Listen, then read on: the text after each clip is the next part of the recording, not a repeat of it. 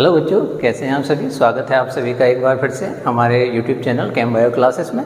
Coordination compound हम class 12th का देख रहे थे और काफ़ी सारे टॉपिक हम कवर कर चुके थे। एडिशन कंपाउंड क्या होते हैं, एडिशन कंपाउंड दो तरह के होते हैं, डबल सॉल्ट और कोऑर्डिनेशन कंपाउंड। ठीक है, डबल सॉल्ट की हम डेफिनेशन क्लियर कर चुके थे। ऐसे कंपाउंड्स जो कि दो सॉल्ट से तो मिलकर के बनते हैं, लेकिन वो सॉलिड स्टेट में स्टेबल होते हैं, लेकिन एक्वस सॉल्यूशन में या उनके जलीय विलयन में उनको मिलाने पर वो अपने आयंस में कंप्लीटली डिसोसिएट हो जाते हैं। कोऑर्डिनेशन कंपाउंड की हम बात कर चुके थे। कोऑर्डिनेशन कंपाउंड ऐसे कंपाउंड होते हैं जो कि एक्वस सॉल्यूशन में भी और सॉलिड स्टेट में दोनों में स्टेबल होते हैं, वो अपने कंस्टिट्यूएंट आयंस में ब्रेक नहीं होते हैं। इसके बाद हमने बात की थी कोऑर्डिनेशन कंपाउंड का कोई एग्जाम्पल लिया था, उसमें कौन सी स्पीसीज क्या होती है वो हमने बात की थी। पोटेशियम आयन, जो भी कोऑर्डिनेशन स्फीयर, ये वाली जो ब्रैकेट के अंदर की स्पीसीज थी उसको हम क्या बोल रहे थे, कोऑर्डिनेशन स्फीयर या कोऑर्डिनेशन एंटिटी। ठीक, कोऑर्डिनेशन स्फीयर के बाहर जो होती है ऑलवेज वो क्या होगा, लेफ्ट साइड में हमेशा कैटायन होंगे। क्या होंगे, लेफ्ट साइड हमेशा कैटायन होंगे। राइट साइड अगर कोई स्पीसीज होगी वो एनायन और न्यूट्रल स्पीसीज हो सकती है। ठीक है, मैक्सिमम केस में क्या होगा, एनायन होगा। ठीक, उसके बाद बीच में एक सेंट्रल मेटल एटम होती है, ये सेंट्रल मेटल आयन होती है, उससे क्या जुड़े होते हैं, लिगेंड्स। कोऑर्डिनेशन नंबर की हम बात कर चुके थे, क्योंकि कोऑर्डिनेशन नंबर उन बॉन्ड की संख्या है एक तरह से जो कि सीधे सीधे मेटल और लिगेंड के बीच में बने हुए हैं, या मेटल से जितने डोनर कोऑर्डिनेट बॉन्ड से जुड़े होते हैं तो वो क्या कहलाता है, उसका कोऑर्डिनेशन नंबर। इसके भी हमने सभी के एग्जांपल देख लिए थे। सेंट्रल मेटल एटम क्या होती है, आयन की होती है। फिर हमने लिगेंड का क्लासिफिकेशन पढ़ा था। न्यूट्रल लिगेंड क्या होते हैं, जिन पर किसी तरह का कोई चार्ज नहीं होता, जैसे वाटर है और अमोनिया है। लिगेंड किसे कहते हैं ये भी हमने क्लियर कर लिया था कि कोई ऐसी स्पीसीज जो कि मेटल को इलेक्ट्रॉन पेयर डोनेट कर सके, वो सब क्या कहलाएगी, लिगेंड। अब लिगेंड जो है चार्ज के बेस पर न्यूट्रल हो सकता है। ठीक है, जैसे ये दोनों न्यूट्रल लिगेंड है, इनके ऊपर किसी तरह का कोई चार्ज प्रेजेंट नहीं है। सब बच्चे जानते हैं कि वाटर है, वाटर में कोई चार्ज नहीं होता, अमोनिया पे कोई चार्ज नहीं होता। नेगेटिव लिगेंड क्या होते हैं, जिनके ऊपर कोई नेगेटिव चार्ज होता है। लोन पेयर भी हो सकते हैं, लेकिन क्या होगा, इनके ऊपर नेगेटिव चार्ज। ठीक है, नेक्स्ट है पॉजिटिव लिगेंड। इनकी संख्या काफ़ी कम होती है, कुछ लिमिटेड एग्जाम्पल हमने दे दिए हैं। इन पे पॉजिटिव चार्ज होता है, लेकिन तब भी ये किसकी तरह काम करते हैं, लिगेंड की तरह काम करते हैं। पॉजिटिव चार्ज होने के साथ बाद भी ये किसकी तरह काम करते हैं, जैसे NO पॉजिटिव है। अब कहोगे सर ये पॉजिटिव चार्ज स्पीसीज है तो ये देना क्यों चाहेगा किसी को इलेक्ट्रॉन पेयर, तो जब हम बॉन्डिंग की बात करेंगे तब हम इसको क्लियर कर लेंगे। फिलहाल इस पे नॉन बॉन्डेड इलेक्ट्रॉन पेयर होते हैं नाइट्रोजन के पास, तो ये किसकी तरह काम करता है, लिगेंड की तरह काम करता है। हालांकि इस पर क्या प्रेजेंट है, पॉजिटिव चार्ज। सेम कहानी इनमें है, इस पे भी पॉजिटिव चार्ज है, लेकिन नॉन बॉन्डिंग इलेक्ट्रॉन पेयर यहाँ अवेलेबल होता है, तो ये भी लिगेंड की तरह काम कर सकता है। तो वो बॉन्डिंग वाले पार्ट में हम पढ़ लेंगे जब हम मेटल की और लिगेंड की बॉन्डिंग की हम बात करेंगे। ठीक, कि कैसे बॉन्ड कोई बनता है मेटल और लिगेंड के बीच में। ऐसे ही ये हाइड्रोजीनियम आयन है। हाइड्रोजीनियम आयन में इस नाइट्रोजन के पास लोन पेयर ऑफ इलेक्ट्रॉन होता है, इसी वजह से किसकी तरह काम करता है, लिगेंड की, क्योंकि लिगेंड कैसी स्पीसीज है जो कि इलेक्ट्रॉन डोनेट कर सके। और हमें पता है केमिस्ट्री का कंसेप्ट है कि जिसके पास भी इलेक्ट्रॉन की कमी होगी, पॉजिटिव चार्ज होगा, तो वो इलेक्ट्रॉन डोनेट आसानी से नहीं कर सकता। लेकिन फिर भी ये तीनों स्पीसीज जो है पॉजिटिव लिगेंड की तरह काम करती हैं। हालांकि इनके ऊपर पॉजिटिव चार्ज है, लेकिन तब भी किसकी तरह काम करेगी, ये पॉजिटिव लिगेंड की तरह काम करेंगे। ठीक, मेटल को इलेक्ट्रॉन पेयर डोनेट कर सकते हैं। तभी इनके नंबर्स जो है कम है। सबसे ज़्यादा कौन पाए जाते हैं, न्यूट्रल लिगेंड और निगेटिव लिगेंड आपको देखने को मिलेंगे। उसके बाद हमने इसका क्लासिफिकेशन पढ़ा था लिगेंड्स का on the basis of density. Means कोई लिगेंड कितने इलेक्ट्रॉन पेयर डोनेट कर सकता है या कितने बॉन्ड बना सकता है सीधे सीधे मेटल से, तो वो क्या कहलाती है, उसकी डेंसिटी।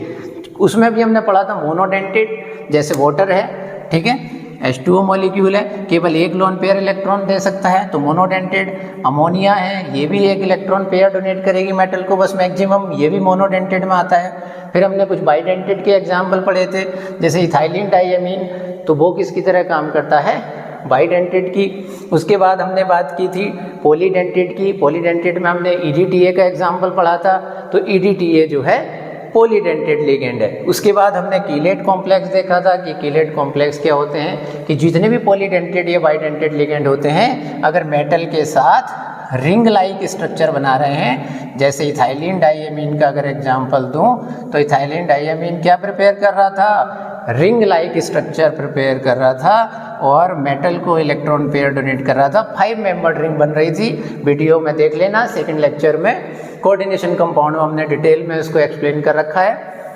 बेटा पुरानी वीडियो तो जरूर देखते रहें। जो भी बच्चे नए जुड़ते जा रहे हैं वो बच्चे जो है फर्स्ट और सेकंड लेक्चर को जरूर देख लें डिटेल में, तभी इस लेक्चर को देखें, ठीक है। और वीडियो अच्छी लगे तो लाइक शेयर और सब्सक्राइब करते रहें। हमें भी बेटा मोटिवेशन मिलता है आपके जो है, अगर आप लाइक करते हैं, शेयर करते हैं और सब्सक्राइब करते हैं और नोटिफिकेशन आइकन को हिट कर देना बेटा, जिससे आपको हर वीडियो का जो नोटिफिकेशन है वो मिलता रहे, ठीक है। तो अब आगे बढ़ते हैं कि भाई कीलेट कॉम्प्लेक्स ऐसे कॉम्प्लेक्स होते हैं जो कि ऐसे लिगेंड से बनते हैं जिनमें कि एक से ज़्यादा डोनर एटम हो और रिंग लाइक स्ट्रक्चर बनाते हो, तो ऐसे कॉम्प्लेक्स को हम बोलते हैं कीलेट कॉम्प्लेक्स। जैसे EDTA का एग्जांपल हमने बताया था और एक इसका। उसके बाद बात की थी हमने एम्बीडेंटेड लिगेंड की कि कुछ मोनोडेंटेड लिगेंड ऐसे होते हैं जिसमें कि एक समय में एक डोनर एटम मेटल को इलेक्ट्रॉन पेयर डोनेट करता है, लेकिन उसमें चांसेस हो सकते हैं कि वो एक मोनोडेंटेड लिगेंड अलग अलग तरह से बिहेव करे। जैसे इस समय ये SCN है और अगर इसी का अगर हम बात करें NCS की तो NCS में नाइट्रोजन अगर इलेक्ट्रॉन पेयर डोनेट, देखो दोनों है ही एक ही कंपाउंड, बस जुड़ कौन रहा है, अगर सल्फर जुड़ेगा ठीक तो बोल देंगे थायोसाइनेटो और नाइट्रोजन जुड़ेगा तो आइसोथायोसाइनेटो, ठीक है। तो हमने इसको डिटेल में देख भी लिया था कि एम्बीडेंटेड लिगेंड ऐसे लिगेंड होते हैं जो कि मोनोडेंटेड तो होते हैं लेकिन उसमें जो डोनर एटम होंगे वो अलग अलग समय में अलग अलग होंगे। जैसे NCS में और SCN में, यहाँ सल्फर मोनोडेंटेड लिगेंड की तरह काम कर रहा है और यहाँ NCS में नाइट्रोजन डोनर एटम की तरह काम कर रहा है। उसके बाद हमने देखा था कोऑर्डिनेशन पॉलीहेड्रॉन। ये क्या होता है कि किसी भी कोऑर्डिनेशन कंपाउंड में, सपोज ये कोऑर्डिनेशन कंपाउंड है, इससे आयरन से क्या जुड़े हुए हैं 6 साइनाइड, तो इनका स्पेशियल अरेंजमेंट कैसा है, आयरन के चारों ओर किस तरह से हैं, जैसे हमारे हाथ हैं कि हमारे हाथ हमारे शरीर से ये बॉडी से कैसे जुड़े हुए हैं, स्पेशियल अरेंजमेंट क्या है, स्पेस में किस तरह से वो ओरिएंटेड हैं, एक्स एक्सिस पे हैं, वाई पे हैं या जेड पे हैं, उसे हम बोलते हैं कोऑर्डिनेशन पॉलीहेड्रॉन। अब ये अरेंजमेंट लिगेंड के नंबर्स पे, उनके साइज पर डिपेंड करता है, ठीक है। उनकी संख्या क्या है, उनका साइज क्या है और मेटल की नेचर कैसी है, ठीक है। तो अभी डिटेल में इन चीज़ों को देखेंगे हम, जब आइसोमेरिज्म भी पढ़ेंगे तो वहाँ पे भी आएगा कि हाँ स्क्वायर प्लेनर कॉम्प्लेक्स क्या होते हैं, टेट्राहेड्रल क्या होते हैं, ऑक्टाहेड्रल क्या होते हैं। तो इस तरह से क्या क्या इनका अरेंजमेंट होता है, स्क्वायर प्लेनर, ट्राइगोनल, बाइपिरामिडल, ठीक है। इसके बाद बेटा एक दो टर्मिनोलॉजी और रह गई है इस चैप्टर में, वो भी देख लेते हैं जिनकी हमें काफ़ी नीड होगी आगे, ठीक।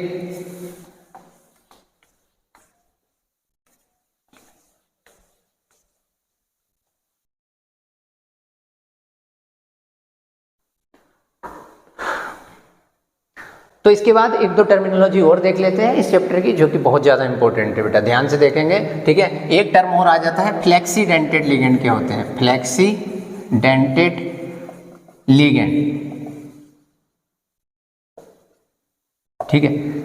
तो फ्लेक्सीडेंटेड लिगेंड क्या होते हैं, नाम से पता चल रहा है फ्लेक्सीडेंटेड, ये फ्लेक्सिबल है भैया, हम कभी कभी ज़रूरत के अनुसार जो है हम फ्लेक्सिबल रहेंगे, हम मोनोडेंटेड की तरह भी बिहेव कर लेंगे और बाइडेंटेड की तरह भी बिहेव कर लेंगे। तो ऐसा लिगेंड कौन है, कभी कभी एग्जाम में पूछ लेता है कि फ्लेक्सीडेंटेड लिगेंड निम्नलिखित में से कौन है, या which of the following is flexidentate ligand, ठीक। तो उसमें एग्जांपल दे देगा भाई साइनाइड है, साइनाइड दे देगा, SCN दे देगा, NCS दे देगा, ठीक है, और सल्फेट आयन दे देगा। तो आंसर क्या हो जाएगा हमारा, सल्फेट आयन। तो सल्फेट आयन बेटा मोनोडेंटेड की तरह भी बिहेव करता है और बाइडेंटेड की भी। तो ऐसे लिगेंड जो कि दोनों तरह से बिहेव कर लेते हैं वो क्या कहलाते हैं, फ्लेक्सीडेंटेड लिगेंड। अब कहोगे सर इसका कोई एक दो एग्जाम्पल भी बता दो, तो बेटा इसके एग्जाम्पल जो है बड़े ही सिंपल एग्जांपल है NH3 का होल 5 SO4, ठीक है, NH3 का होल 5 SO4 और Cl, ठीक। तो यहाँ पे जो ये काम कर रहा है किसकी तरह कर रहा है, यहाँ पे CO का कोऑर्डिनेशन नंबर कितना होगा, CO 7 कोऑर्डिनेशन में अपने कॉम्प्लेक्स नहीं बनाता, 6 में बनाता है, तो ये मोनोडेंटेड लिगेंड है, 5 कोऑर्डिनेशन नंबर यहाँ से हो रहा है, ठीक है, और यहाँ ये किसकी तरह बिहेव करेगा, मोनोडेंटेड लिगेंड की तरह। तो टोटल कोऑर्डिनेशन कितना हो जाएगा 5 और 1 यहाँ से आएगा, तो टोटल कोऑर्डिनेशन इसका कितना हो जाएगा 6। सेम इसी में अगर अमोनिया के 4 मॉलिक्यूल यहाँ पे अगर जुड़े हुए हों, तो SO4 आयन अगर इससे जुड़ा हुआ हो तो ये किसकी तरह बिहेव करेगा, बाइडेंटेड लिगेंड की तरह, ठीक है। यहाँ ये किसकी तरह है, ये 6 कोऑर्डिनेशन में अपना कंपाउंड बनाएगा, 4 यहाँ से कंप्लीट होगा कोऑर्डिनेशन और 2 किससे कंप्लीट होगा, सल्फेट आयन से, ठीक है।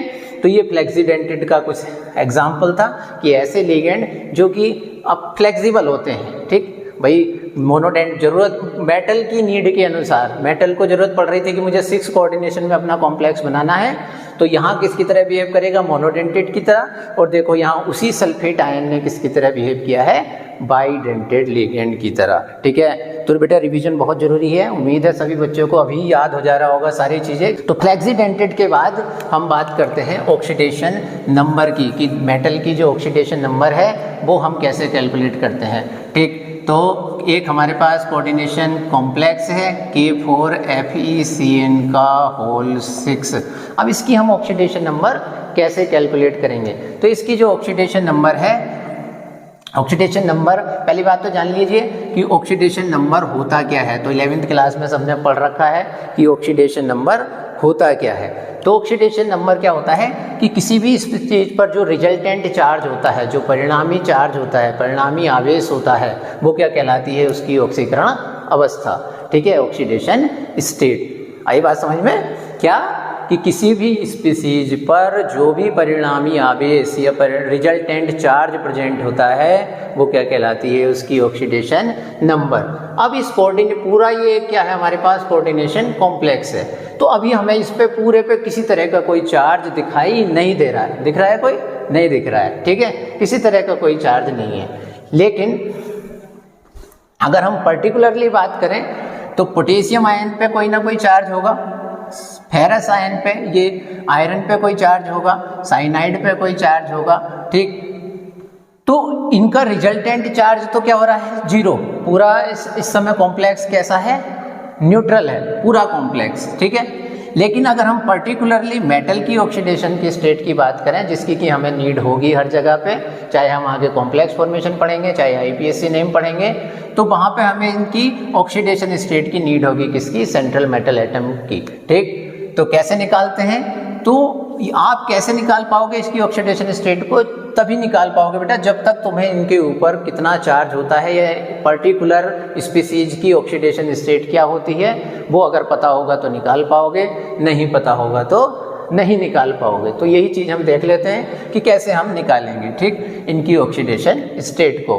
तो सबको पता है बेटा पोटेशियम फर्स्ट ग्रुप का है, कितना चार्ज होता है इस पर, +1। कितने पोटेशियम है, 4, प्लस जिसकी निकालनी है उसकी क्या मान लेंगे, x। 2 आयरन होती तो 2x, 3 होती तो 3x, ठीक। प्लस साइनाइड पे कितना चार्ज होता है, सबको पता है साइनाइड नेगेटिवली चार्ज लिगेंड होता है, बात कर भी चुके हैं, अभी डिटेल में भी बात करेंगे एक एक लिगेंड की जब आईपीएससी पढ़ेंगे, कौन से नेगेटिव चार्ज होते हैं, कौन से पॉजिटिव चार्ज होते हैं और कौन से न्यूट्रल होते हैं, और उनका आईपीएससी लिखते समय नाम क्या होगा, तो तब भी बात करेंगे। फिलहाल अभी ऑक्सीडेशन स्टेट का एक आध एग्जाम्पल देख लेते हैं, ठीक है।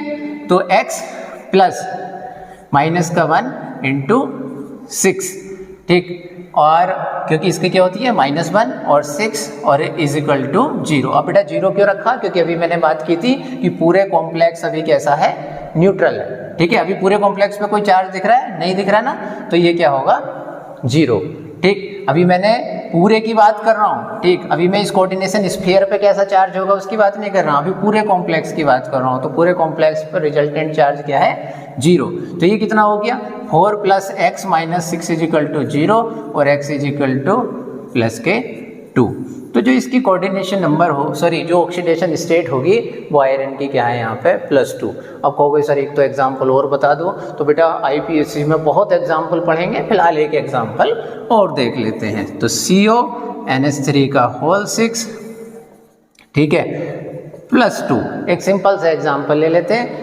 अब इसमें इस कोऑर्डिनेशन स्पेयर या इस ब्रैकेट के आप दाएं बाएं कुछ नहीं है बेटा, बस क्या है सीधे सीधे यहाँ पे क्या दिख रहा है, एक चार्ज दिख रहा है, एक आवेश दिख रहा है, ठीक। तो बीच में क्या है, मेटल है, ये क्या है, लिगेंड है, जिसकी निकालनी है उसकी X प्लस। अमोनिया की क्या होती है, ऑक्सीडेशन स्टेट। अमोनिया सबको पता है न्यूट्रल लिगेंड है, किसी तरह का कोई चार्ज प्रेजेंट नहीं होता, और जो न्यूट्रल है तो बेटा वो तो न्यूट्रल ही है, किसी तरह का चार्ज नहीं है, तो उसकी ऑक्सीडेशन स्टेट क्या होगी, 0, ठीक है। तो 0 × 6, और पूरे कॉम्प्लेक्स पे कैसा चार्ज है, सॉरी अब 0 नहीं आएगा, अब स्फीयर पे कैसा चार्ज है, +2। तो ये तो बेटा 0 हो गया, तो X =+2। तो यहाँ पे कोबाल्ट की ऑक्सीडेशन स्टेट क्या आई है, +2, ठीक। तो ये सब चीज़ें निकालनी आ जाएंगी। बस प्रॉब्लम कहाँ आती है, जब हमें इनके ऊपर चार्ज नहीं पता होता, तो वो भी अभी हमें पता चल जाएगा जब हम IPSC नेम पढ़ेंगे।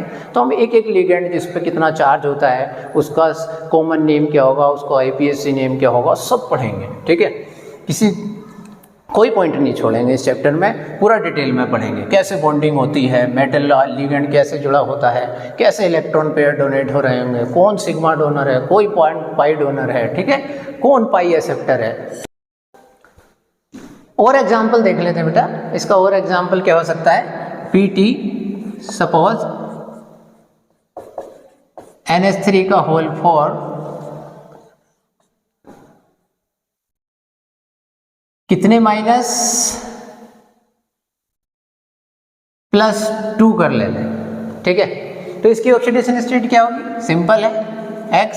अमोनिया की क्या होती है, 0 × 4 +2, ठीक। तो X इसकी क्या आ जाएगी, ये तो 0 हो जाएगा, और इसकी क्या आ जाएगी, +2। तो और डिटेल में हम जब IPSC नेम देखेंगे, तो IPSC नेम में हम इसको क्लियर कर लेंगे कि ऑक्सीडेशन स्टेट कैसे कैलकुलेट करते हैं। कुछ बच्चों को यहाँ प्रॉब्लम हो रही है, तो एक और थोड़ा सा सॉल्यूशन हम इसका देख लेते हैं, एक ट्रिक ही देख लेते हैं कि ट्रिक से हम कैसे निकालते हैं, ठीक। तो क्या ट्रिक हो सकती है इसके लिए, कैसे हम एक ट्रिक का यूज करके निकाल सकते हैं। तो बेटा ये एज्यूम किया करो कि सपोज, क्योंकि हम ऑक्सीडेशन स्टेट किसकी निकाल रहे हैं, मेटल की, तो ये सपोज करो कि लिगेंड्स जो है इस डब्बे को छोड़ करके चले गए, या इस कोऑर्डिनेशन स्फीयर को छोड़ करके चले गए।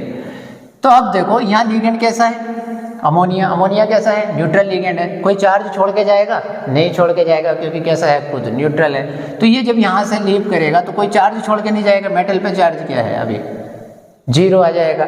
लेकिन अब कोऑर्डिनेशन स्फीयर पर जो चार्ज होगा वही जो है किसकी ऑक्सीडेशन स्टेट होगी, प्लेटिनम की। तो कितनी आ जाएगी, +2।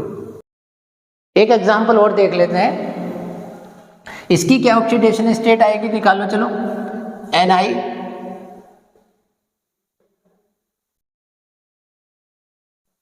Ni En का होल ट्वाइस एंड Cl2। तो सिंपल है तरीका। En क्या है, इथाइलिन डाइअमीन, न्यूट्रल लिगेंड है, न्यूट्रल लिगेंड लीव करके जाएगा, कैसा चार्ज आ जाएगा, 0। क्लोराइड आयन है, क्लोराइड आयन अगर इसे पूरे कॉम्प्लेक्स को छोड़ के जाएगा, खुद पे क्या होता है, -1, 2 Cl यहाँ से जाएंगे, तो कितने क्लोराइड आयन जा रहे हैं इसे छोड़ करके कॉम्प्लेक्स को, -2, ठीक। और -2 यहाँ से अगर निकलेंगे तो वही मेटल पे कौन सा चार्ज आ जाएगा, +2। अब इसे बैलेंस कर लो, 0 और +2 क्या आ जाएगा, +2। तो ये एक सिंपल सा तरीका है। अगर किसी को ये तरीका पसंद नहीं आ रहा हो कि X प्लस इसकी क्या हो गई, 0 × 2 प्लस माइनस के 1 × 2 = 0, तो कौन सा फॉलो कर सकते हैं, ऊपर वाला। इससे क्या आ जाएगी, इससे भी बेटा यही आनी है, X = +2, सिंपल, ठीक। तो दोनों कोई सा भी मेथड आप फॉलो कर सकते हैं, चाहे ये आपको ये पता हो कि ये लिगेंड कैसा है, इससे थोड़ा स्पीडली हो जाता है, ठीक है। क्यों, लिगेंड कौन सा है, क्लोराइड आयन है, 2 ले जाओ, +2 आ जाएगी, ये न्यूट्रल है, +2 आ जाएगी। तो इनसे ही बेटा प्रैक्टिस किया करो, ट्रिक से प्रैक्टिस किया करो, पता होना चाहिए किस लिगेंड पे कैसा चार्ज है, चल भाई तू निकल, और क्या जाएगी, +2, ठीक। तो वो एक और लास्ट टर्मिनोलॉजी रह गई थी कॉम्प्लेक्स की, एक टर्मिनोलॉजी और रह गई थी कि कॉम्प्लेक्स जो है लिगेंड के बेस पर टू टाइप्स के होते हैं। फर्स्ट है homoleptic complex and second one is हेट्रोलैप्टिक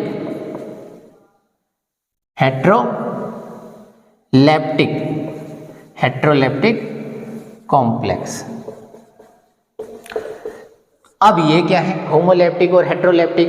तो सिंपल है बेटा, कोई कॉम्प्लेक्स अगर ऐसा है जिसमें कि सभी लिगेंड्स कैसे हैं, सेम है, FeCN का होल 6-4। आप देख रहे हो सारे के सारे लिगेंड कैसे हैं, एक जैसे, एक ही टाइप के हैं, है ना, एक ही टाइप के लिगेंड्स हैं। तो ऐसा कॉम्प्लेक्स जिसमें कि सभी लिगेंड एक जैसे हों, उन्हें हम क्या बोलते हैं, होमोलैप्टिक कॉम्प्लेक्स। नाम से पता चल रहा है, होमो एक जैसे, ठीक है, सब सही है, सभी क्या है, CN है, साइनाइड आयन है, तो इसे क्या बोलेंगे, homoleptic. The complex in which